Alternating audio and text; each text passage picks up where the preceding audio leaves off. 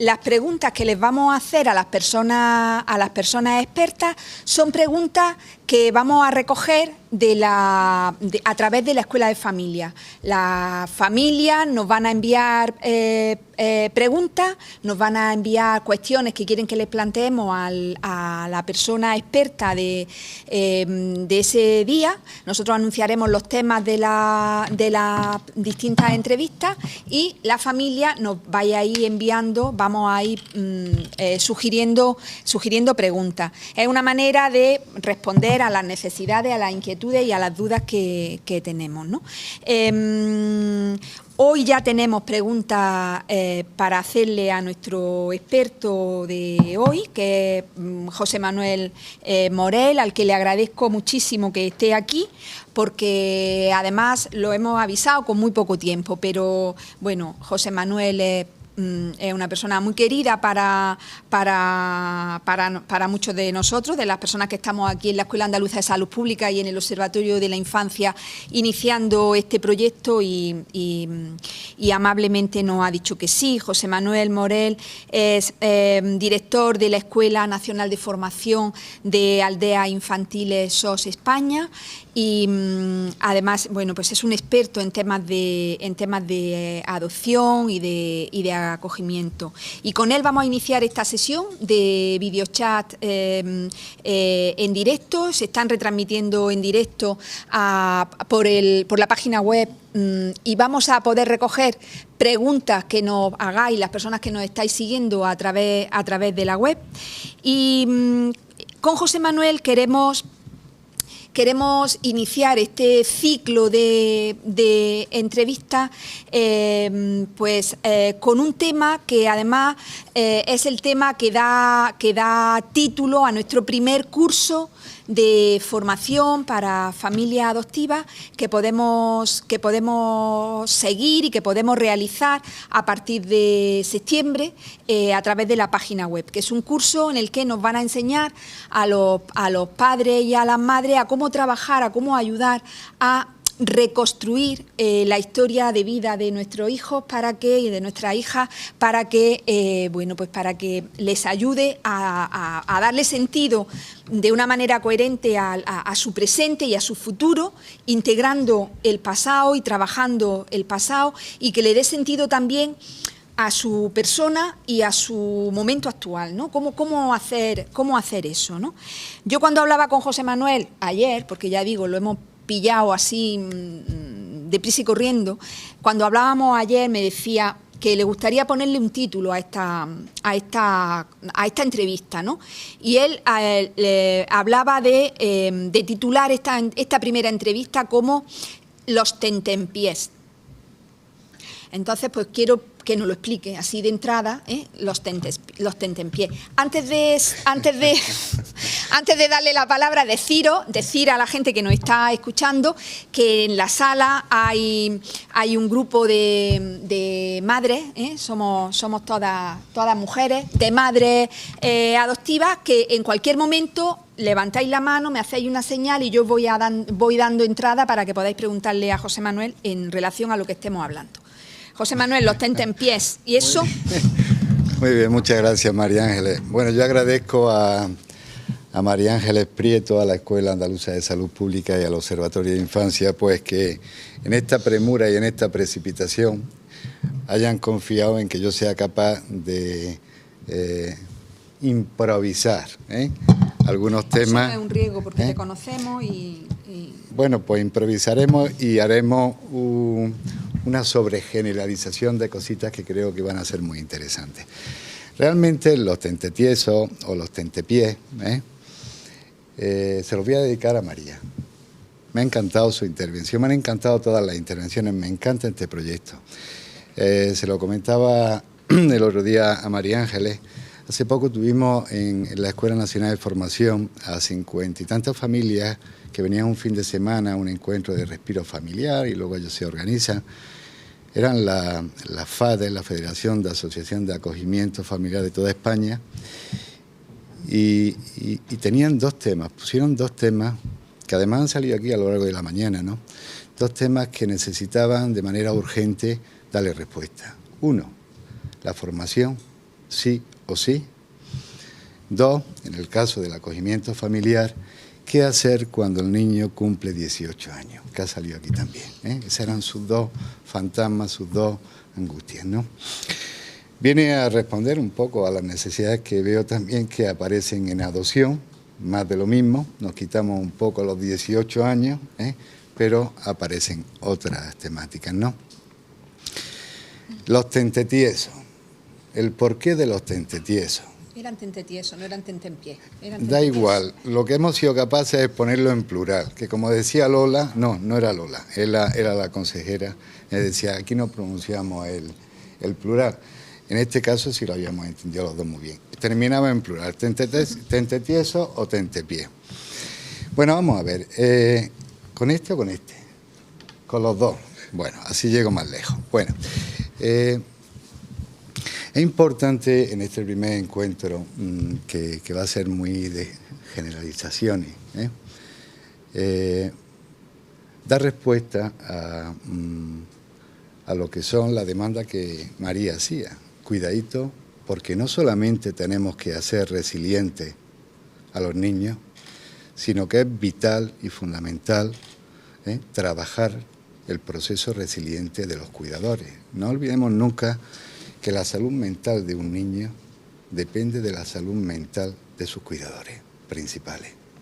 Por consiguiente, si yo no me cuido, no estoy en condiciones de poder cuidar cuidados de calidad, que son cuidados muy especiales de los que aquí íbamos a hablar. El porqué de este juego del concepto de tentetiesos en plural, pues ahora vamos a publicar un libro que es Fortalecimiento de la Resiliencia con niños y jóvenes que están en situación, han pasado por situación de riesgo, y es la metáfora que nosotros utilizamos para hacer alusión al concepto de resiliencia, ese tentetieso, ese muñequito de base semiesférica con un peso en su base, que cuando lo giramos tiene la capacidad de volver a su estado de equilibrio. Ese es metafóricamente y visualmente el concepto que utilizamos de resiliencia. La resiliencia ya es un concepto que ha sido introducido en la Real Academia Española. Os comento que cuando quisimos hacer este título del libro de Manual de Fortalecimiento de la Resiliencia, nos decía la editorial que no era posible, en tanto que resiliencia no era una palabra que estaba todavía metida en la Real Academia Española. Actualmente ya sí, ¿no? Y no es ni más ni menos que cuando hablamos de tentetiesos serían como dos tentetiesos con base semiesférica que a pesar de la adversidad tienen la capacidad de llegar a su estado de equilibrio. Tenemos que pensar que tenemos que trabajar una resiliencia dual a dos bandas, sobre los cuidadores principales y sobre lo que sería el propio niño. De ahí el concepto de resiliencia. Y de tentetieso, ¿no? Este nos sirve también. Sí. Ah, vale. Y este para... Vale. A ver, José Manuel, vamos a ir, en esta primera entrevista van a salir muchos conceptos, muchos ámbitos en los que queremos trabajar, en los que queremos saber más, en los que queremos aprender más, en los que pues las familias que estamos aquí queremos saber más, y este es uno de ellos, ¿no? El término, el concepto de cómo hacernos fuertes, de cómo ser un tentetieso, ¿no? Y cómo ayudar a nuestros hijos y a nuestras hijas a que también lo sean, ¿no? Y en ese sentido y en ese proceso, pues son muchos los autores que recomiendan esto que iniciábamos, ¿no? Con el que iniciábamos la entrevista, con la necesidad de ayudar a nuestro hijo y a nuestra hija a entender su historia, a aceptar su historia y a que eso no sea una rémora, sino que sea precisamente un elemento que le dé seguridad. ¿Por qué es tan importante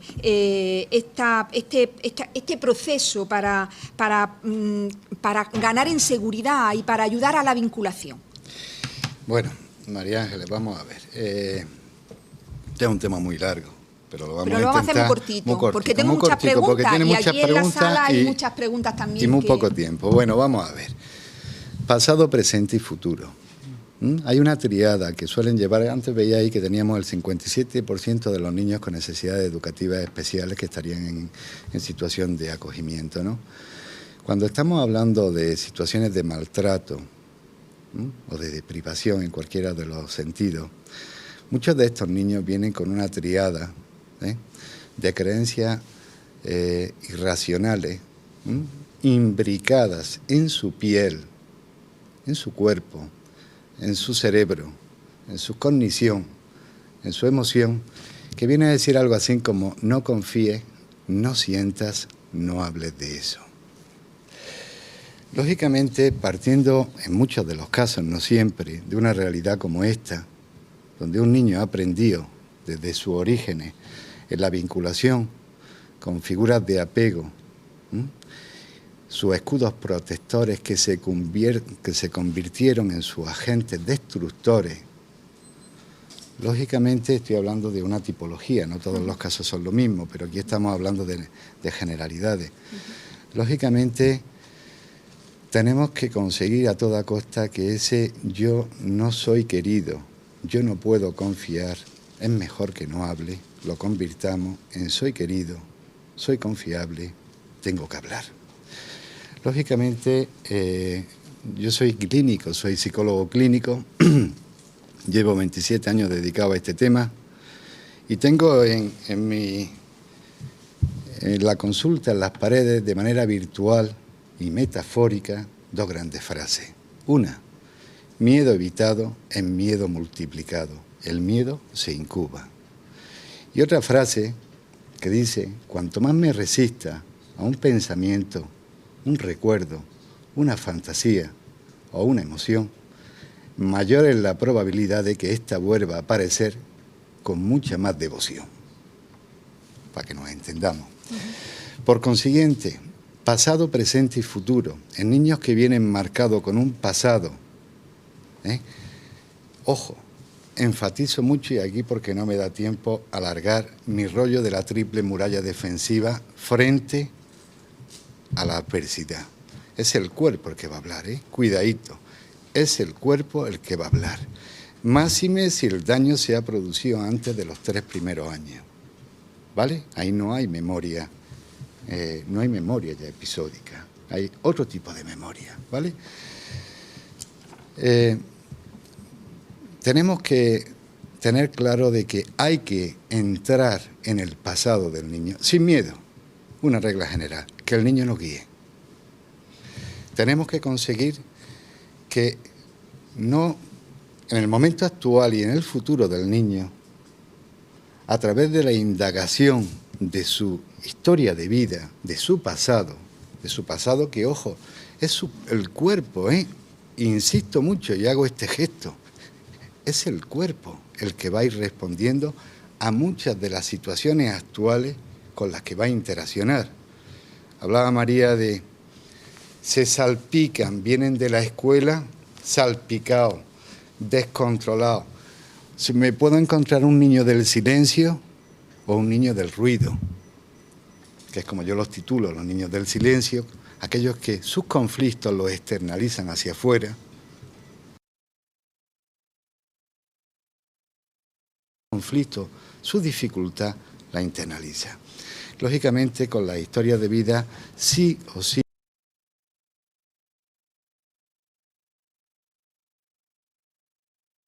Tú me cortas y me callas. No te preocupes, que yo ahora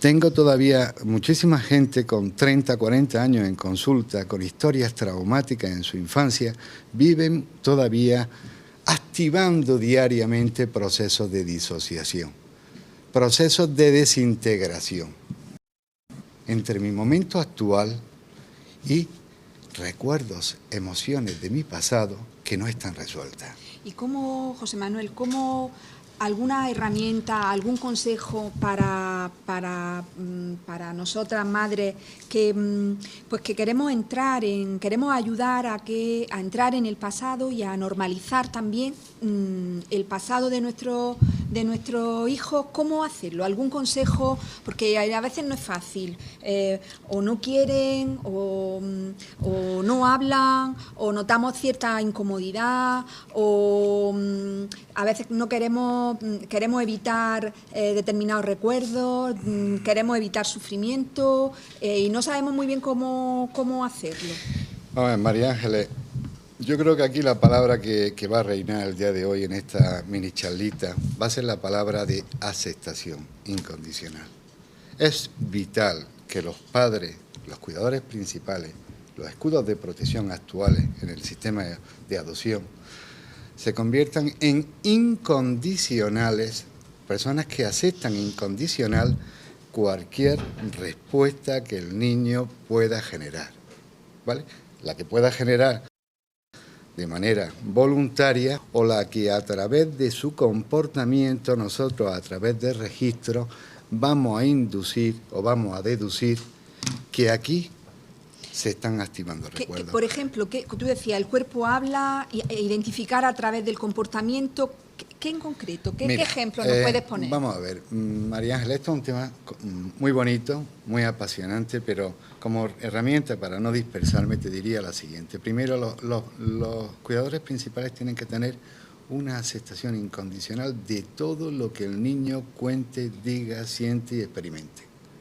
Si a mí no me gusta que tú me hables de tu abuelita que recuerdas de tu infancia más tardía, no, tu abuelita es la abuelita actual. El niño va a captar rápidamente que cualquier reproducción de su información pasada entra en conflicto con su sistema de protección actual. Por consiguiente, la primera herramienta sería aceptación incondicional de cualquier cosa que este niño pueda hacer, decir, sentir o expresar. Cuando tú me hablas del cuerpo,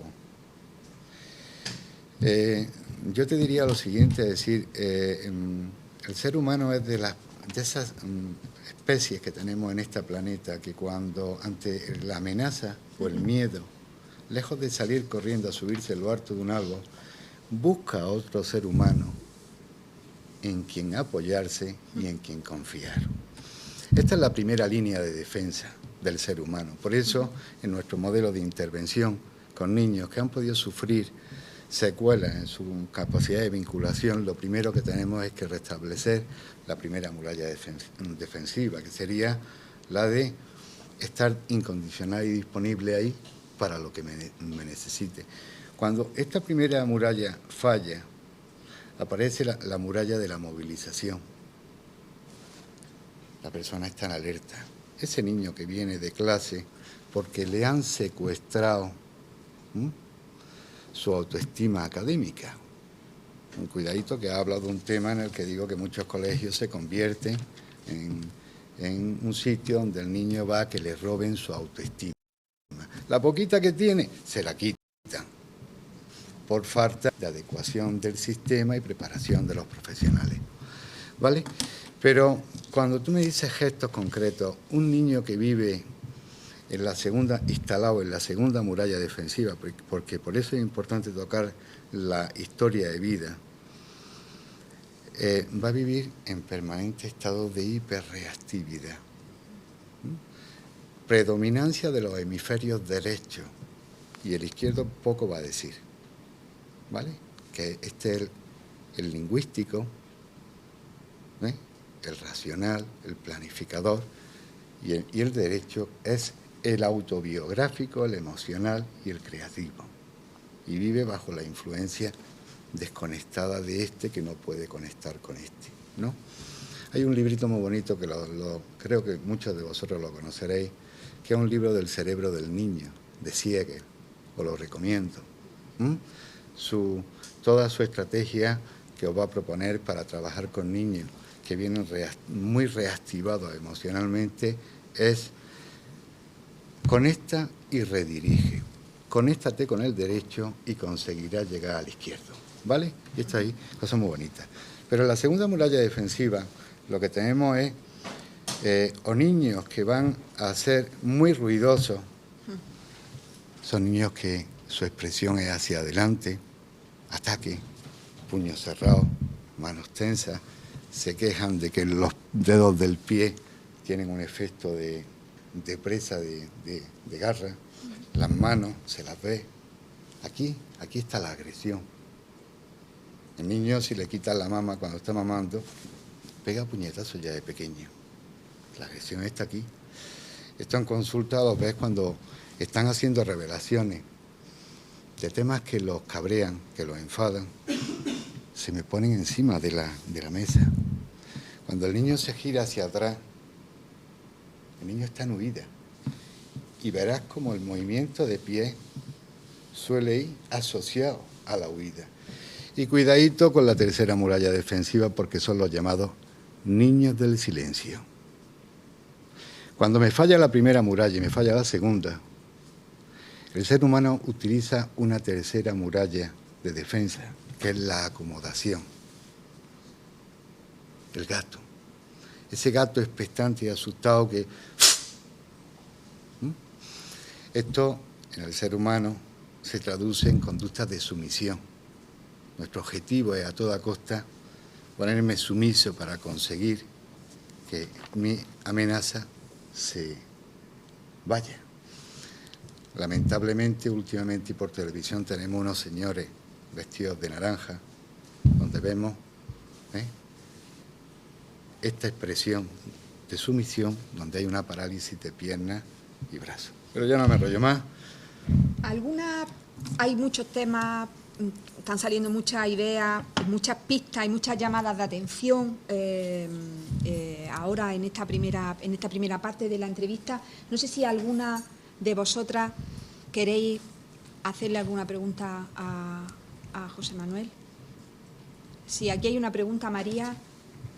En el caso de muchos niños que lo exteriorizan, como dices, con los puños cerrados o con la garra o que lo expresan, otros muchos, por ejemplo, también son niños adoptados, pero son niños modélicos.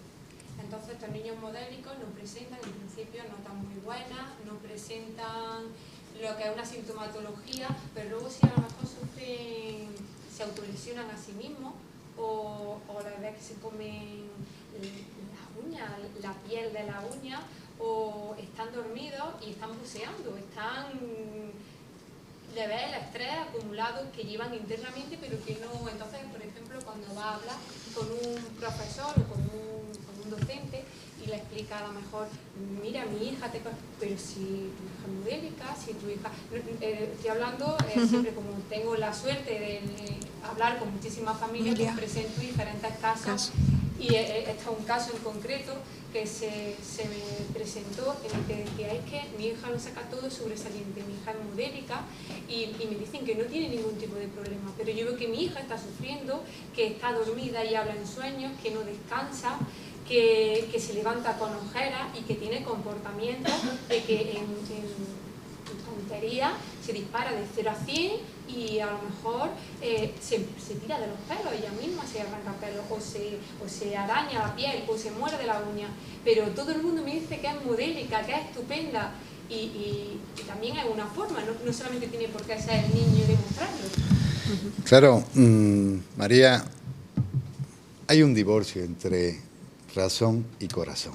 Me estás planteando que en esta niña hay un momento de su vida que trabaja con planificación, acción, buenos resultados, componente lingüístico, pero ahí hay algo que la disocia. Cuidadito, este es el concepto cuando tú me planteabas antes de historia de vida y la importancia de trabajar esa historia de vida. Esos momentos no pueden vivir fragmentados. Estamos hablando de una generalidad. Es decir, ¿por qué esta niña en ese autocontrol permanente? Sí, y son patrones que son patrones de diferentes, no sé por qué, pero diferentes, depende del país de donde vengan, tienen unos patrones diferentes. Va muy condicionado. Hay que sacar la parte dionisíaca de esa niña. Dionisia. ¿Eso qué significa? Hay que sacar la parte creativa, la parte lúdica, la parte vital, porque está regulada por un patrón probablemente de comportamiento de tercera línea de defensa, de mucha acomodación a la situación manejando desde aquí, y luego cuando la niña no puede controlar desde aquí, el sueño, las pérdidas de control, entra en posición ¿Y qué extrema. es lo que puede ayudar más en esa situación? ¿Cómo conocer qué es lo que está pasando por su cabeza? Le preguntamos directamente. ¿Hay algún truco?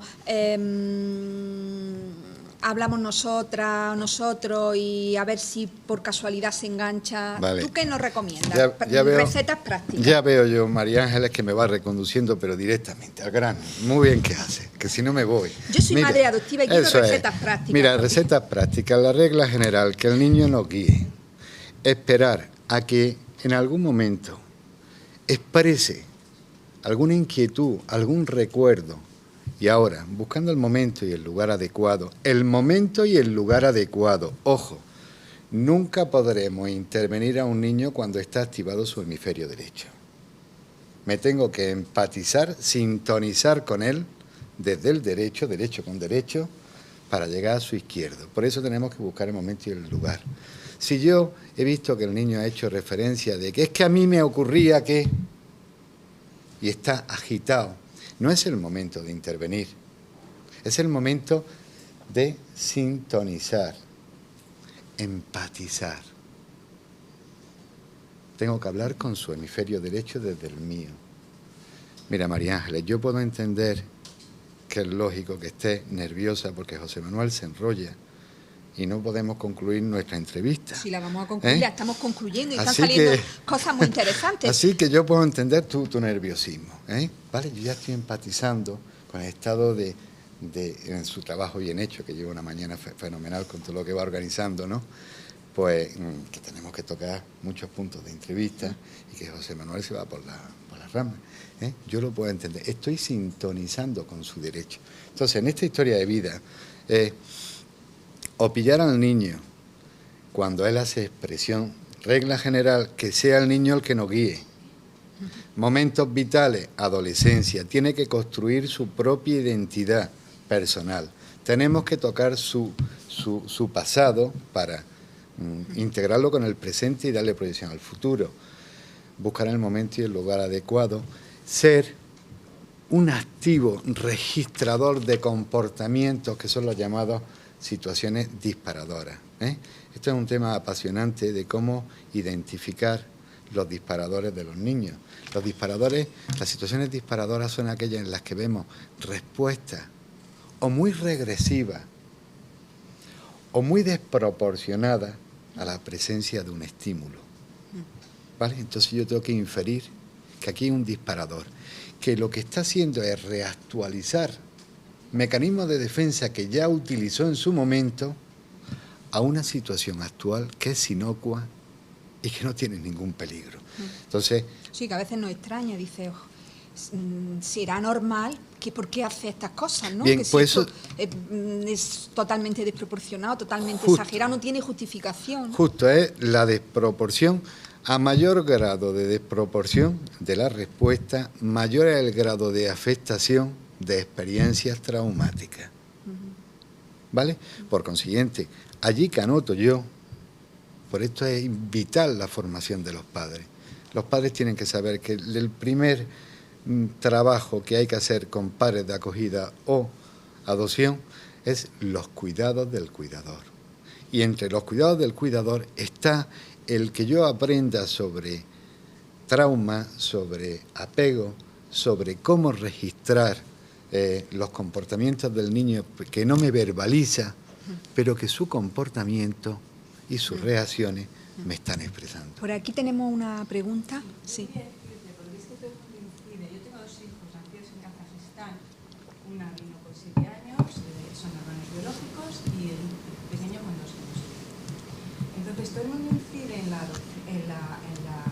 adolescencia como que hay que es donde buscan los orígenes. Yo a mi hijo pequeño con 5 años ya está preguntando sobre eso, y hemos tenido justo en el cambio de ciclo de primaria, tuvimos un problema porque se enteró de lo que significaba ser adoptado, porque se enteró por su hermana que había tenido otra madre. Cuando estamos hablando en casa, incluso la nombramos por su nombre, pero para él fue un absoluto desbarajuste, o sea, incluso volvió a tener enéresis por la noche, que ya la habíamos superado y todo. Entonces, a mí me gustaría que se incidiera mucho en que no hay que esperar a la adolescencia, que los orígenes los están buscando. Bueno, mamá, ¿y yo por qué soy así?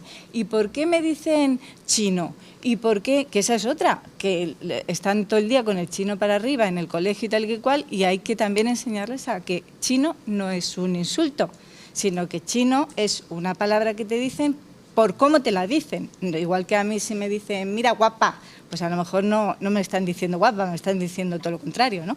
Pero bueno, que por eso que a mí me gustaría mucho que se incidiera en eso, en que el integral a la familia, el origen y todo eso tiene que ser desde pequeñicos, que no hay que esperar a la adolescencia. Sí, bueno, yo, propuesta aprobada, lo único que he hecho es que he hecho un énfasis especial, que cuidadito con la adolescencia, que lleguemos y que no hayamos tocado este tema. Lógicamente, si yo tengo un bebé en adopción, ya tengo yo que ir preparando su historia de vida. Porque él no la va a poder, no se la voy a poder verbalizar, ni la va a poder hablar, pero ya tendré yo que ir metiendo en su cajita, por ejemplo, en la edad infantil utilizamos una caja donde vamos metiendo una serie de recuerdos, de objetos, de fotografías, de vivencias, y en caso de niños más chiquititos, pues yo tendré que ir en su libro de vida, en su historia de vida, ¿vale? Ya preparando todos aquellos documentos gráficos en forma de objetos, de descripciones, de experiencias, de fotografías, que luego le permitan a él construir todo lo que es su historia de vida, ¿no? A mí me parece muy importante una cosa que tú señalabas, José Manuel, y era el tema del momento, ¿no? El momento y el lugar, ¿no? Que también a veces hay que estar atentos para saber cuál es ese momento, y que a veces tú lo intentas promover y no sale, ¿no? A mí con mi hijo nosotros éramos conscientes de que, bueno, que ahí había muchas cosas que teníamos que empezar a hablar, son pues, 3 hermanos de distintas edades, ya mayores, y aquello era complicado, ¿no? Y de pronto nos dimos cuenta de manera mágica que los viajes en coche eran un momento fantástico, porque bueno, claro, están allí, no pueden irse a otro sitio, no hacen otra cosa, y no sé por qué se produce ese momento mágico en el que empiezan a recordar y a hablar y tal. De hecho, ha sido tan bueno ese espacio que yo a veces le decía a mi marido, yo creo que es momento de darnos un paseo en el coche. Porque es que, bueno, casi sin necesidad, pues salía el tema, ¿no? Y luego otra cosa que a nosotros nos ayudó mucho, una cosa que nos ayudó mucho, y es tener como una especie de excusa, ¿no? Como un detonador para hablar de determinadas cosas que no salían de manera natural. Y nos ayudó mucho unos cuentos que hablaban sobre la adopción, ¿no? Y a nuestros hijos de pronto les vimos como que el poder nombrar a su familia biológica con algún nombre, en el cuento hablaban de la madre y del padre biológico, aquello fue como una felicidad, porque le faltaba el término, ¿no? No querían decir mis padres, porque yo creo que por no hacer daño a nosotros, ¿no? Eso de, a veces decían los otros o eso, ¿no? Pero como que eso quedaba poco, ¿no? Y de pronto cuando encontraron un término para poder nombrarlo, bueno, es que nos tiramos un tiempo que era todo el rato, que si bueno, le quitaban lo de madre, ¿no? La biológica, el biológico, pero bueno, por lo menos podían nombrar y podían hablar, ¿no? La importancia de las palabras para hacer real una situación, para poder trabajar una situación, ¿no? Efectivamente, está en lo cierto, ¿no? Es decir, muchas veces hay que buscar las circunstancias. Esto que tú has dicho del coche, bueno, lógicamente estoy comprimiendo, han hecho una cultura del coche en la transmisión, pero bueno, yo tengo muchísima gente en consulta, ya adultos mayores, que dicen que la cuna balsámica de su vida es su coche. Me estoy moviendo, no estoy aburrido, me estoy relajando, estamos todos quietecicos, en fin. Es decir, esos momentos son vitales. Lo que sí está claro es que, como regla general, a menor distancia entre un hecho adverso y su expresión, mayor la dificultad que va a tener el niño en su abstracción, su expresión y su conceptualización.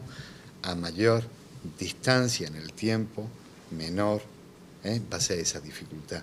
Muchas veces hay temas que yo toco y por la respuesta emocional que observo en el niño es de tal envergadura que dice uno, voy a tener que esperar a sacar este tema, pero no lo puedo dejar en el tintero. ¿Vale? ¿Alguna truco, consejo, alguna situación? Bueno, tener Sí, claro. Precisamente hablando del tema de cuentos, Ajá. aunque me da mucho pudor porque es la primera vez que lo escribo, pero con mi hijo pequeño el problema fue eso, pues que estaban hablando, yo estaba fuera en el salón de mi casa, ellos estaban tomándose un helado en la terraza y fue cuando se enteró de que había tenido otra madre. Esta es tu segunda madre, esta es nuestra segunda madre, este es nuestro segundo perro. Ya habíamos tenido, pues fue por el perro por lo que salió el tema, ya habíamos tenido otro perro y ahora tenemos otra madre. ¿Cómo es eso? Bueno, mi hijo cambió completamente de carácter, ya te digo, en el colegio de repente además cambió de ciclo, fue terrible y la manera que yo tuve de conducir aquello fue escribir precisamente ese cuento. Yo tengo dos mamás porque me lo preguntó. Mamá, ¿es verdad que yo tengo dos madres? Y le tuve que decir que sí. Y entonces, bueno, a partir de ahí, ese libro no es nada invención mía, sino es todo lo que pasó. Y me preguntaba, mamá, ¿y todavía me querrá? Y mamá, ¿y tú crees que se acuerda de mí? Y mamá, y entonces, como con el libro, yo le dije, a ver, ¿qué te parece esto que he leído con todo lo que me has contado? Y todavía seguía. Y entonces cogí yo y una amiga que también tiene dos hijos de Nacional, dice, oye, ¿lo puedo ilustrar para mis hijos? Digo, sí. Y lo ilustró y bueno, ha salido eso. Pero es que las ilustraciones las puse en un vídeo y él ha leído el cuento. Y entonces él sale su voz y lo ha metido de tal manera que se lo cuenta a sus amigos.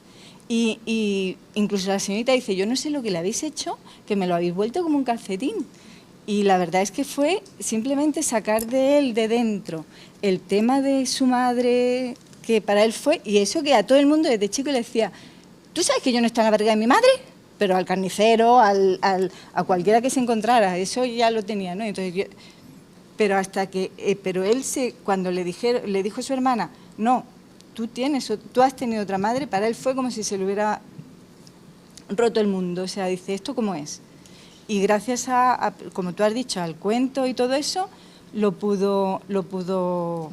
podido asimilar y la hemos podido integrar, pero que ya te digo, que es que en casa se habla hasta con su nombre, porque sabemos los nombres, y entonces con una naturalidad y siempre, y viéndolo el impacto tan grande, la única manera realmente fue esa herramienta. Muchas gracias, Mercedes Moya Herrero, autora de este libro. Yo tengo dos mamás, que presenta diciendo, aunque mi mamá ya me había dicho que yo no había estado en su barriga, no me di cuenta de que eso quería decir que tenía otra madre, mi madre de nacimiento. ¿Cómo será? ¿Todavía me querrá? Yo tengo dos mamás. Es un cuento escrito e ilustrado por dos madres adoptivas que ayuda a integrar a la madre biológica en la vida de los niños adoptados. Pues muchas gracias. Es de la editorial Círculo Rojo. Muchas gracias. Muy bien. Como no tenemos mucho tiempo, tendremos más entrevistas, tendremos más espacios, tendremos más momentos, pero no me gustaría terminar sin hablar también dos pinceladas de un tema que nos ha soltado José Manuel y que yo recojo, que es el tema de la autoestima, ¿no? ¿Por qué es tan importante? ¿Qué pasa con la autoestima de nuestros hijos? Y qué también recetas prácticas para reconstruir, hacer crecer su autoestima, que no la pierdan, que no se la quiten en ningún sitio, ni en el cole ni en otros sitios, y que además que podamos ir haciéndoles crecer, ¿no? En eso que todo el mundo necesitamos para ir pisando fuerte por la vida. Muy bien, María Ángeles, voy a decir efectivamente que sacar a los niños de la conspiración del silencio. Si conspiramos en pos del silencio de los temas, esto va a ser una fuente de inestabilidad que va a expresarse. yéndonos a la autoestima, lo primero que tendríamos que concretar es qué entendemos nosotros por autoestima, ¿no? La autoestima es una gasolina, es un sentimiento que tenemos las personas acerca de el grado de aceptación que tengo de mi persona, las capacidades, si soy capaz o no, y si las cosas que hago o no hago son valoradas y las valoro. ¿De acuerdo? Ese es el concepto de autoestima desde una modalidad positiva, ¿no? Es decir, una triada, yo le llamo el ACV, parece un accidente cerebrovascular, ¿no? Pero es, como acrónimo, acordaros, la autoestima es un sentimiento que tiene la persona, donde lo primero tiene que haber una aceptación incondicional de esa persona, ¿vale? Segundo, tengo que sentirme capaz y sentir que lo que hago tiene valor. Y como recetilla, grosso modo, para fomentar o ayudar a un niño o a una persona adulta, ¿no?, a tener estima o autoestima, que en definitiva es la gasolina que me va a dar seguridad en mis procesos de toma de decisiones para afrontar los retos de la vida, en definitiva, ser un poco resiliente en este tema.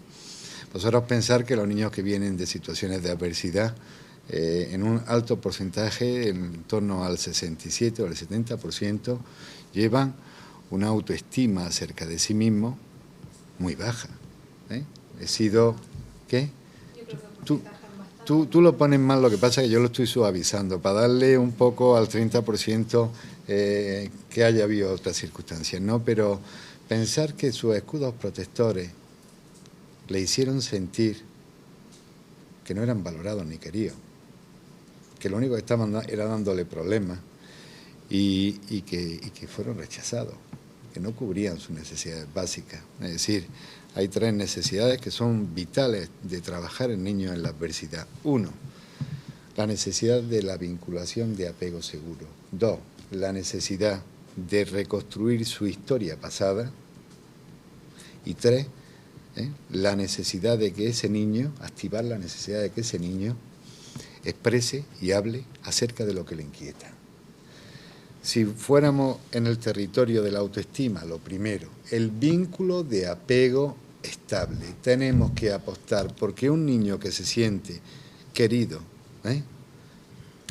apoyado y vinculado, cuidadito, porque ella lo ha dicho muy bien, no con el amor no basta. El amor, ya que los psicólogos lo definimos todos, no es ni más ni menos que un esfuerzo permanente que hacemos las personas, no remunerado por satisfacer las necesidades de otras. Eso es el amor, pero a eso hay que juntarle el vínculo de apego. Y el vínculo lleva un acrónimo. Yo siempre que mi acrónimo es IDEA. Significa, la primera I, significa me tengo que presentar como una persona incondicional. Pase lo que pase, ahí estaré. Disponible, la D. Cuando me necesita, me busca, me encontrará. La E, eficaz. Dime qué problema tienes que te ayudaré entre los dos, si podemos, a resolverlo. Y eso es igual a apego. A eso hay que meterle sintonía, proximidad y contacto. Esa es la primera regla, doña María Ángeles. Estoy apuntando todo. La primera regla para construir y apoyar a un niño en su autoestima. Generar vínculos de apego estable, donde se presente al niño o tengamos con él una aceptación incondicional. Ataca al problema, pero nunca a la persona. Te voy a aceptar tal cual eres, con tus fortalezas y con tus debilidades, con tu color, con tu etnia, con tu pasado, con tu futuro y con tu presente. Esa es la primera. La segunda, parece obvio, el recetario, céntrate en lo positivo. Siempre a lo positivo.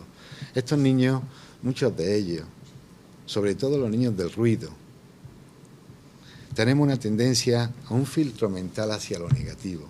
Y esto ya nos pone frente a una tesitura educativa. ¿Qué enfoque vamos a utilizar educativo? Esto es como la metáfora del jardinero.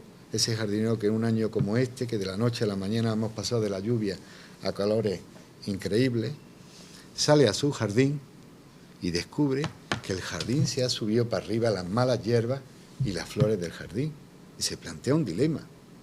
¿A qué me dedico yo? Mi tiempo, mi esfuerzo y mi energía son limitadas. ¿A qué me dedico yo en este jardín?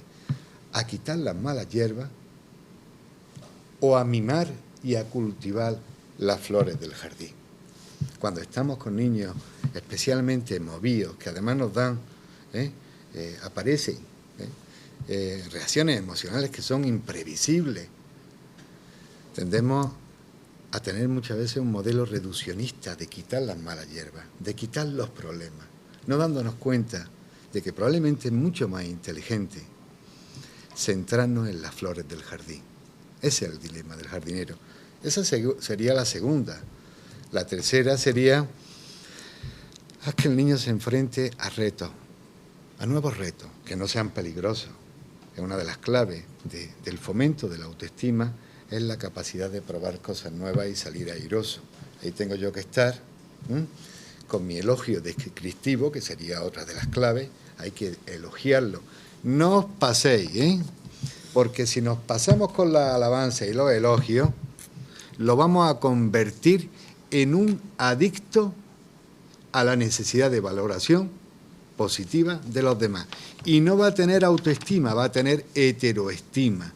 Necesito que tú me des gasolina a mí, porque si tú no me reconoces y apoyas, yo me siento sin valor. Y ahí tenemos la génesis de muchas de las dependencias emocionales perversas y malsanas que luego de adultos tenemos que pagar.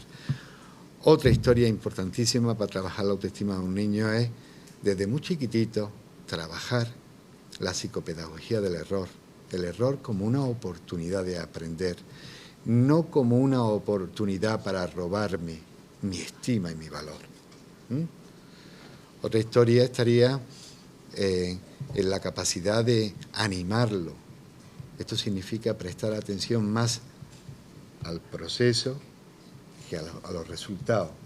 Es más importante que tú te hayas puesto aquí a intentar hacer estos dibujitos, este cuento, que el resultado que hayamos obtenido. Y esto desde muy chiquitito hay que ir apoyándolo, ¿no? La escucha activa es otro recurso importantísimo. Escuchar activamente, sin juzgar. ¿Qué me quieres contar? Y en fin, así tendríamos muchísimas pequeñas pinceladas que podrían construir lo que sería esa pequeña caja de herramientas de 5, 6 o 7 cosas que nos pueden ayudar a construir la autoestima de un niño, pero sobre todo quedaros con, por encima de todo, nos tenemos que dedicar a cuidar las flores del jardín. Un enfoque proactivo. Me parece muy interesante y me gusta mucho ese concepto de la heteroestima, ¿no? Que a veces estas madres que estamos aquí, y hablo por mí, ¿no? Queremos hacer tanto, ¿no?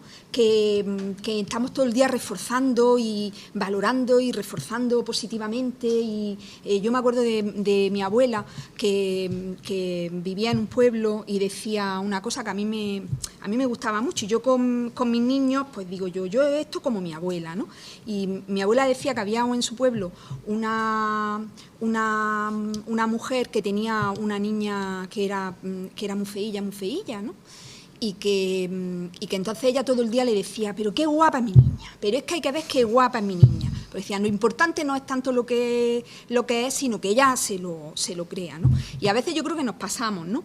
Que eso, que qué bien y qué tal y que no sé qué, y de manera que a veces, pues eso, yo sí que es verdad que me doy cuenta, ¿no? Que también tienes tú que creértelo y tienes que valorarte y tienes tú que saber que eres capaz, porque si no siempre generamos una dependencia que tienes que estar siempre ahí con venga puedes, con venga tal, que no es tan difícil, que tal, que estás siempre ahí detrás, y a veces ya mis hijos ya son mayores y yo digo que poco autónomos son, ¿no? Y probablemente pues lo hemos hecho poco autónomos, ¿no? Porque siempre está su madre ahí detrás, que sabe cuándo tiene el examen, que sabe los deberes que tiene que hacer, que sabe lo que tiene que... Y también a veces hay que quitar esa red, ¿no? Para que crezcan, ¿no? Claro, en cualquiera de los casos te voy a evitar que te pegue un correazo. No, digo, ahí no me lo suelo pegar. A ver si emociono nosotros, tampoco, Es decir, esto ya desde muy chiquitito, todos esos mecanismos de tercera muralla, de acomodación, ¿vale? Vienen ya como el intentar agradar, cumplir las expectativas de mi amenaza potencial para que cese el peligro. Que este tema de las murallas defensivas del cuerpo es un tema apasionante que en algún momento se tocará si es pertinente, ¿no? Pero yo creo que hay que hacer elogios descriptivos en su justa medida. Y el elogio descriptivo frente a la alabanza es algo radicalmente diferente. Una cosa es decir, qué bueno eres, todo lo haces bien. O qué bueno eres, te salen de puta madre estos deberes. A que yo, en el elogio descriptivo, describa concretamente los comportamientos que a mí me agradan, que le llevan a ese resultado o no resultado. Me ha encantado esta tarde cuando te has puesto durante 10 minutitos aquí sentado con tu libretilla a hacer los dibujicos que hemos estado trabajando, la historia de vida, de lo que pasó un día X. Y bueno, y ahí has estado tú y ese esfuerzo y esa constancia que has puesto este ratito me ha encantado. Vamos por ahí. Estamos en una sociedad muy finalística, de valores finalísticos, y tenemos que apostar por valores instrumentales.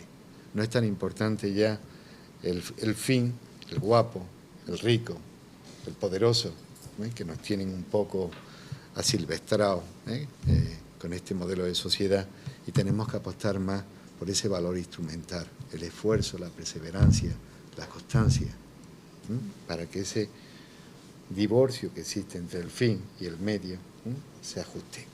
Mercedes.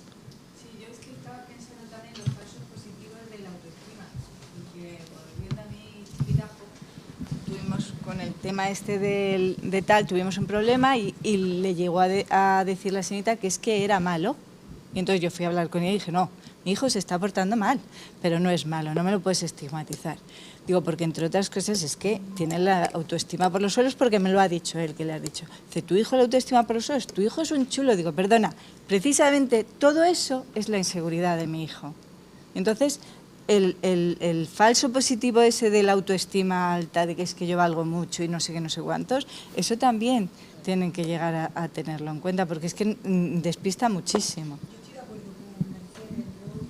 Nosotros también hemos vivido esa experiencia con uno de nuestros niños y con muchas expulsiones, incluso del colegio y muchas... Yo comprendo, yo a veces lo digo, yo que soy su madre, a mí me pone de los nervios, pero debajo de esa fachada de prepotencia y de chulería hay un niño muy inseguro, y un niño muy dañado y que está protegiéndose con una actitud que probablemente le salvó la vida en algún momento, ¿no? Efectivamente.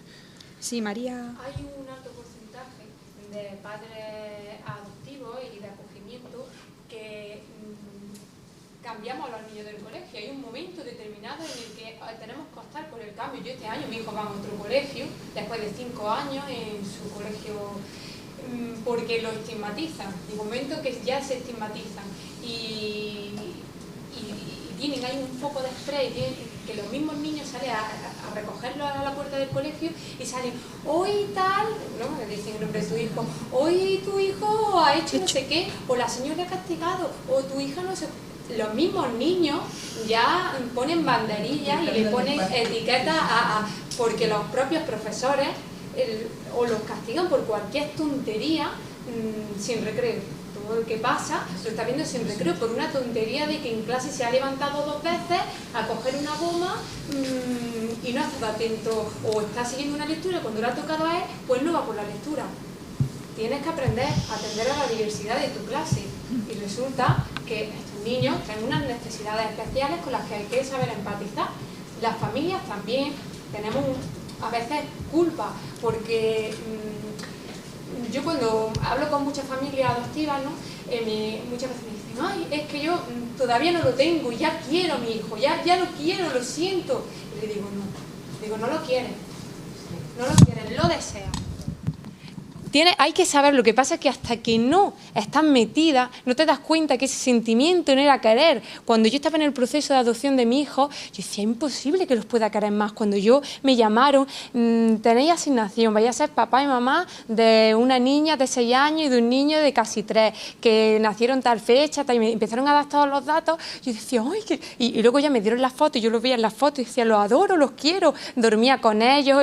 No nos confundamos el deseo con el querer. Y luego nos creamos una expectativa que cuando llegan nuestros hijos a casa y empiezan los problemas, nos damos cuenta que estábamos un poco en los mundos de Yuppie, por decirlo de alguna manera. Entonces ahí nos enfrentamos a la realidad y nos damos cuenta que a lo mejor tus hijos no son como tú lo habías pensado. Entonces hay que aprender a aceptar eso. Como ha dicho José Manuel, tienes que empatizar con tu hijo, que aceptar su historia, su mochila de vida y sus circunstancias personales y poder hablar con ellos desde dándole esa seguridad y ese apego que tanto necesitan. Y por supuesto, aceptarlo al 100% y por eso el amor no es suficiente, porque necesitamos dotarnos de muchísimas herramientas. Y yo siempre digo que recorrería 1000 veces este camino si me lleva a mi hijo, a pesar de todas las dificultades, pero mentiríamos. Yo creo que no hay ningún padre adoptivo de acogimiento que diga que su hijo es lo que soñaba y lo que esperaba y lo que no. Igual que biológico, lo mismo. Tu hijo llega a casa, o tus hijos llegan con una edad, llegan con una cosa, aunque lleguen de bebé, ya vienen de no historia idílica, así que ya tienen ahí un trauma interno, aunque no te lo puedan escenificar o hablar, y hay que aceptarlo. Irá creciendo y irá mostrando esos miedos y te lo irá sacando y tú te verás desbordada y dirás, madre mía, y en el colegio no lo entienden y en el otro sitio tampoco. Mi hija, por ejemplo, me regaña mucho y me dice, ¿por qué tardaste tanto en venir a por nosotros? Porque, y tú quieres hacerle entender que no solo dependía de mí, que desde que yo empecé el proceso tienen que pasar unos años de espera, una burocracia, le tienes que explicar, pero ellos no lo entienden. Ellos entienden que pasaron unos años malos y que, en el caso, por ejemplo, de mi hija, pues tiene recuerdos. A su madre la llamamos mamashka, que es mami en ruso, y hablamos con total... pero y mi niño, por ejemplo, recuerdo la primera noche que cuando lo fui a acostar se daba golpes, se balanceaba y yo decía, ¿qué le pasa? ¿Qué le pasa a mi hijo? Yo eso no pensaba vivirlo, yo pensaba que me iban a dar mis niños, yo ya la madre más feliz del mundo y la madre más estupenda del mundo, cuando yo me topé que mis hijos traían una serie de circunstancias que no era lo que yo me di cuenta, que el querer es deseo, querer viene después. Está claro, María, que eres una mujer amorosa, aunque ya no enamorada. Bueno, doña María Ángeles. No sé si tenemos alguna otra pregunta. Sí, por aquí. Me quería preguntar cómo lo hacemos fuerte emocionalmente. Mira, hoy he leído el primer informe, el informe del año 2015, el informe mundial de la felicidad. ¿No conocéis ese informe? Es un informe que se sacan todos los años de la Organización Mundial de la Salud, de la ONU. Y, España está en el lugar 39, nos han puesto en el lugar 39. El primero es Suiza, Islandia y Noruega, y nosotros en el 30 y pico. ¿Por qué digo esto del informe mundial de la felicidad, que además es un término subjetivo? Cuando tú me dices, ¿cómo podemos hacer fuerte emocionalmente a estos niños, no? Bueno, pues en este informe mundial, cuando se analiza a la infancia, se saca una conclusión. De los muchos indicadores que utiliza este informe, se saca una conclusión. Y es que tenemos que apostar por el bienestar infantil como una fórmula de sociedades futuras felices. Y cuando se ponen a escrutar entre qué variables son las que más tenemos que apostar por fomentar el bienestar infantil, han cogido 3 indicadores a nivel mundial. El primer indicador era el rendimiento académico, el segundo era el tema emocional y el tercero el tema comportamental. El que mejor predice niños felices en un futuro es aquel en el que aquel en el que hay un desarrollo de su inteligencia y regulación emocional. Esta es la gran deuda que tenemos con los niños, sobre todo niños que provienen de ambientes del trauma o de ambientes del maltrato, que es enseñarlos a identificar, a regular, a nominar y a expresar y a aceptar los estados emocionales. Cuidadito que estamos en una situación, una sociedad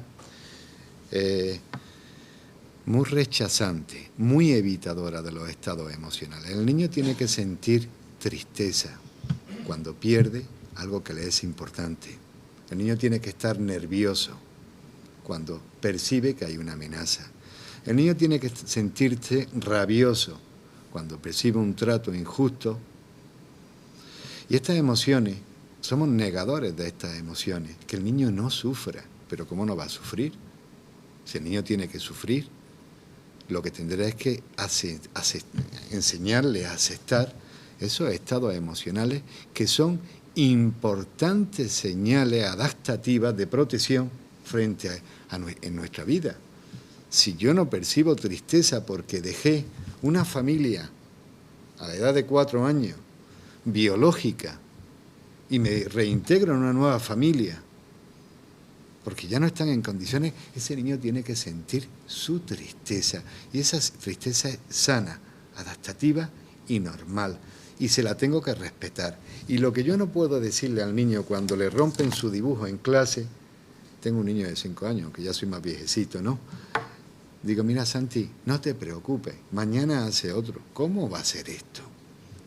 La primera regla para enseñar educación emocional es la capacidad de sintonizar con su estado emocional.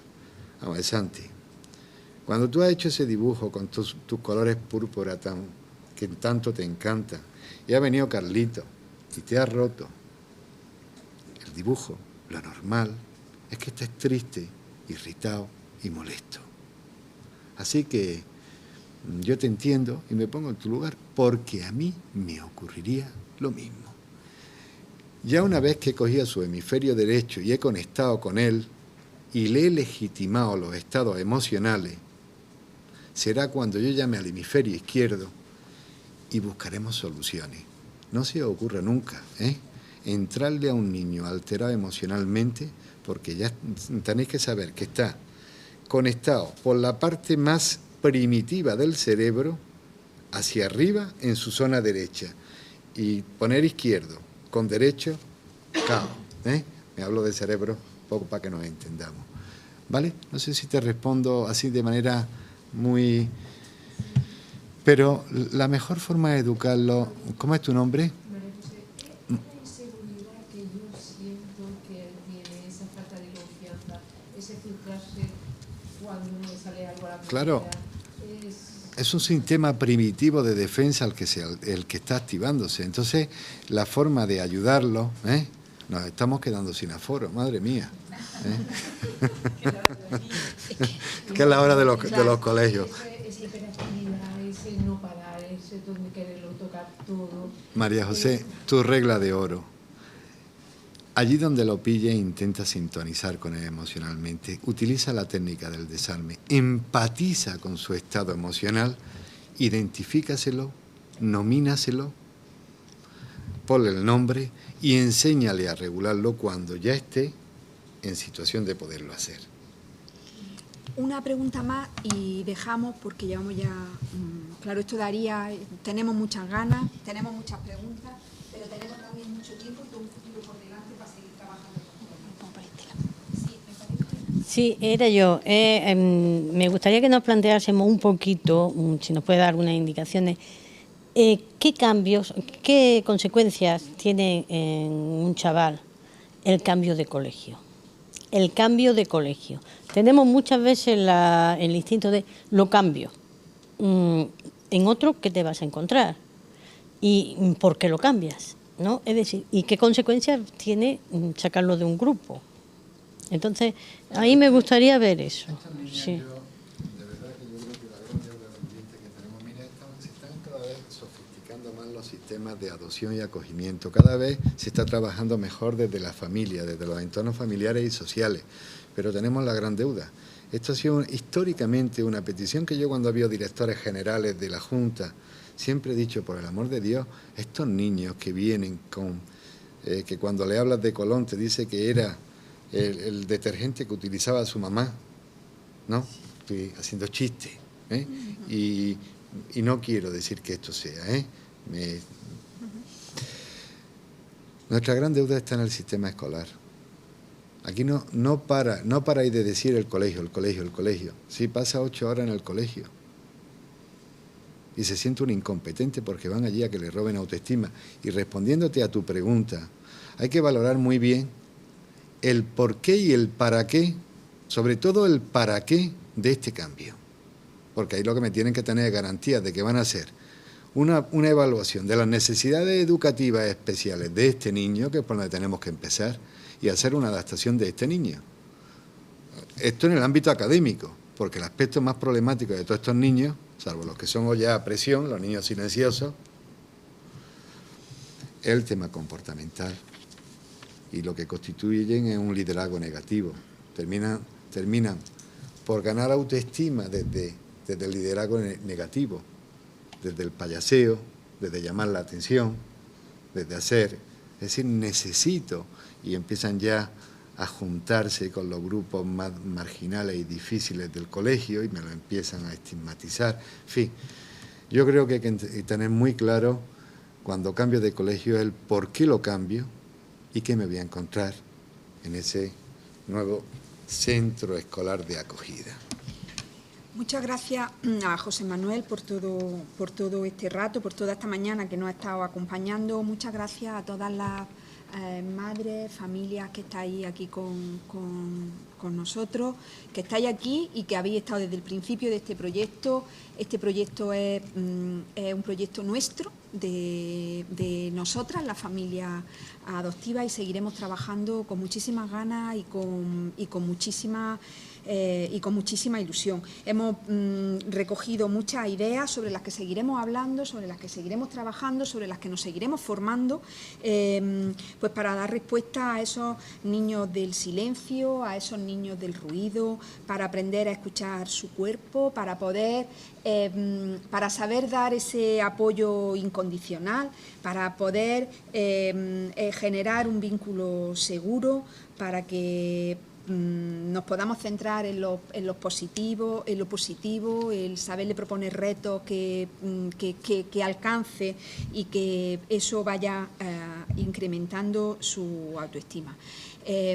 Empezamos ahora, tenemos todo un mundo por delante. Os animo a que visitéis la página web, a que nos enviéis sugerencias, a que nos enviéis recursos, a que nos enviéis materiales que os ayudan, que os han ayudado y que pueden ser ayuda para otras familias. Y recordaros el propósito y la intención de este proyecto, y es compartir todo lo que hemos aprendido, todo lo que hemos ganado, todo lo que nos hemos hecho expertas en nuestros procesos, en nuestra historia de vida, y también poder compartir todas nuestras dudas, todas nuestras dificultades, todos los momentos en los que no sabemos por dónde tirar, y que seguro que hay gente como la que está aquí esta mañana que nos puede echar una mano y nos pueden dar soluciones basadas en la experiencia que ayuden a que estemos más, seamos esos tentetiesos, seamos madres y padres tentetiesas, que hagamos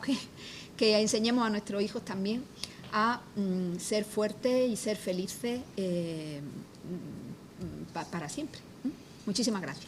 Muchas gracias, María Ángeles. Muchas gracias, María Ángeles, a la Escuela de Salud Pública y al Observatorio, y por encima de todo a las familias que estáis aquí, a las mamás y a los papás. ¿Vale? Muchas gracias. ¿Qué tal? Vosotros. Bien, ¿no? Sí. ¿La experiencia? Sí, bien. Menos mal que tú me reconducías diciendo Claro, que si va esto para allá el avión. se trata de eso, de hacerlo así.